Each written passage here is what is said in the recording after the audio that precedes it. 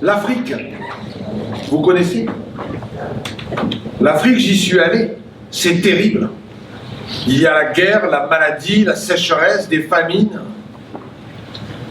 J'ai un ami qui travaille là-bas dans l'humanitaire. Il m'a amené un jour dans un village qui avait brûlé, il ne restait rien. Ah, rien. Rien qu'un tout petit arbre. Une sorte de bambou, tout sec, tout noir. Il était brûlé.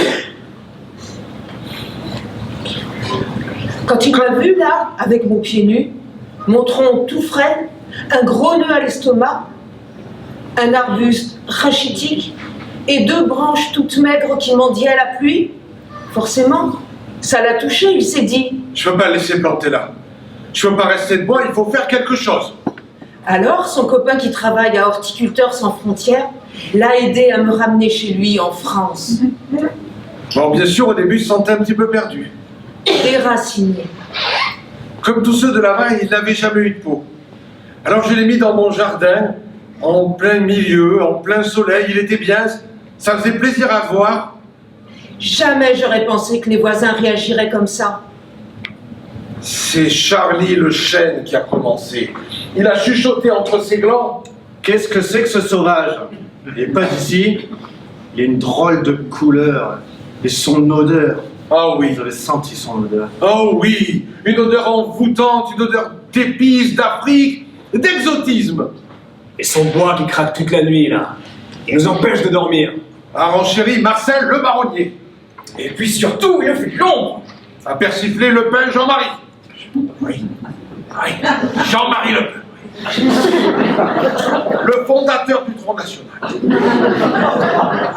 Sa devise, c'est... Poisson français, le bois blanc d'abord, vive la racine blanche. Il est raciniste. Il parle tout le temps des Français de souche. Il trouve qu'il y a trop d'érables. Et c'est à cause des arbres étrangers qu'en France, il n'y a plus de boulot. Mais c'est pas vrai, des boulots, il y en a plein à mon jardin. Oh, vous verriez mon jardin. C'est pas le boulot qui manque. Puis il n'y a pas besoin de traverser la rue, comme il disait l'autre. Mais vous savez comment ils sont au Front National? Oui.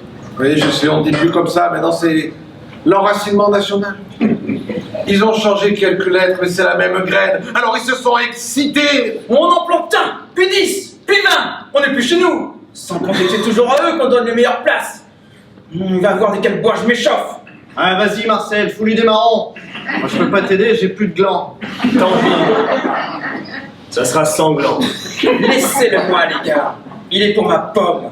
Ce soir, je vais distribuer les pignes. Il va y avoir de la sève sur les murs du jardin. Je vais en faire des petits bâtons, des brindilles. Alors le petit comprenait pas tout parce que c'était pas de la langue de bois. Mais il comprenait l'essentiel. Et il avait peur. Alors le pain s'est moqué. Les poteaux, regardez-moi ce bambou là. Il pleure comme un saule. Ça a été -1. Heureusement que le voisin belge est intervenu. Oui, oui, le voisin belge, le chêne liège. C'est lui qui a appelé le grand. Le grand, c'est le hêtre. Ah, le hêtre, c'est lui qui fait la police dans le jardin. C'est l'écorce de l'ordre. Ah, le hêtre. Alors il leur a dit... Le premier qui touche une branche du petit, je le mets à l'ombre jusqu'à la fin de ses jours. Tout le monde a compris où il y a des durs de la feuille? Plus personne n'a branché. Même le pain s'est résigné. Les autres se sont un peu pliés parce que le hêtre, il est impressionnant de si près. C'est le plus grand, le plus fort. Et puis c'est ça qui fait son charme. C'est le plus cultivé, le plus humain. Il m'a pris sous sa coupe, il m'a aidé à grandir. J'ai été son tuteur. Tout le monde a arrêté de le faire scier, il n'y a plus eu d'histoire. Puis quand il a été complètement rétabli, mon petit Africain, il est retourné là-bas, en Afrique, retrouver ses racines. Retrouver mes racines.